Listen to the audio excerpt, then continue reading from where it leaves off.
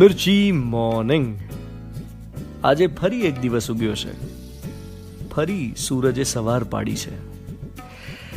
ફરી આપણે આંખો ઉગાડી છે અને મન હજુય બંધ છે. અકબંધ છે ગઈકાલની યાદોથી. મન હજુ ગઈકાલની સુગંધમાં તરબતર છે અને આજમાં આવવું જ નથી ને. હું પ્રયત્ન કરું છું મનને ખેંચી લાવવાનો, પણ એ આળસુ. એને પડ્યા રહેવું છે ભૂતકાળની ચાદર ઓઢીને.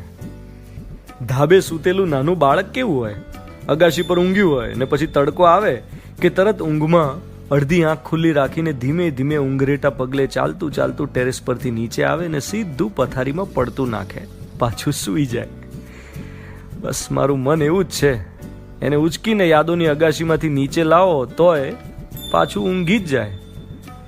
જ્ઞાનીઓ, મહાજ્ઞાનીઓ, પરમ જ્ઞાનીઓ ભલે એમ કહેતા હોય કે વર્તમાનમાં રહો, લિવ ઇન પ્રેઝન્ટ, પણ આ બાળક જેવું મન એ તો સપના જુએ છે. બધું પહેલા જેવું થઈ જશે એવા સપના. બધું પહેલા જેવું થઈ જશે. મિત્રોને મળી શકીશું, ભેટી શકીશું, ગાર્ડનમાં હિંચકા ખાઈ શકીશું, હિંચકો સેનિટાઈઝ છે કે નહીં એની ચિંતા કર્યા વગર. એરપોર્ટ પર ટ્રોલી પકડી શકીશું, એને કોણ અડ્યું હશે એ વિચાર્યા વગર.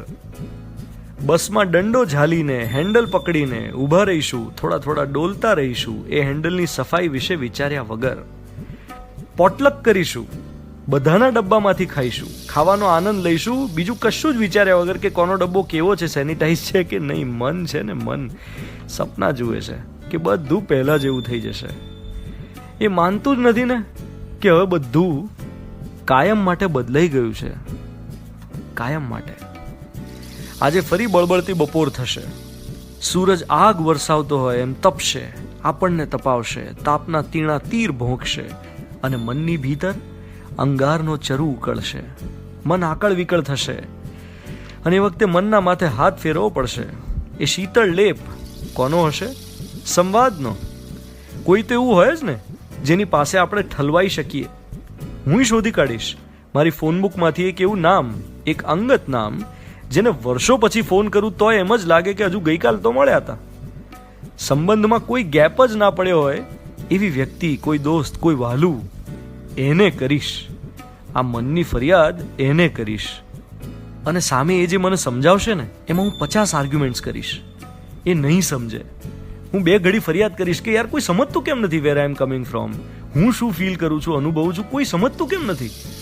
અને પછી હું સમજી જઈશ કે એમનાય મનના પ્રશ્નો છે ભાઈ. એ માણસ છે, નાય સમજે. બધા આપણને સમજે એ જરૂરી નથી. સાંજ થશે.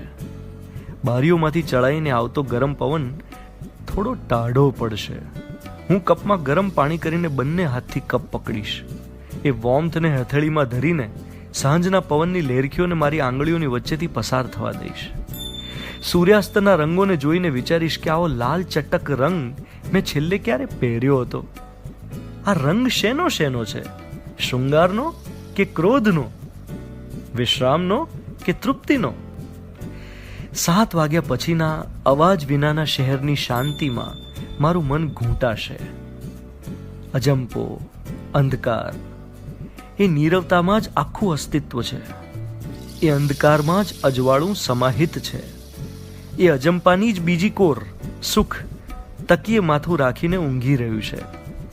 આ સમજણ સાથે દિવસ પૂરો થશે ને ઉગશે રાતરાણી. You are listening to Mirchi. હું છું ધ્વનિત તમારી સાથે. Good morning my dear.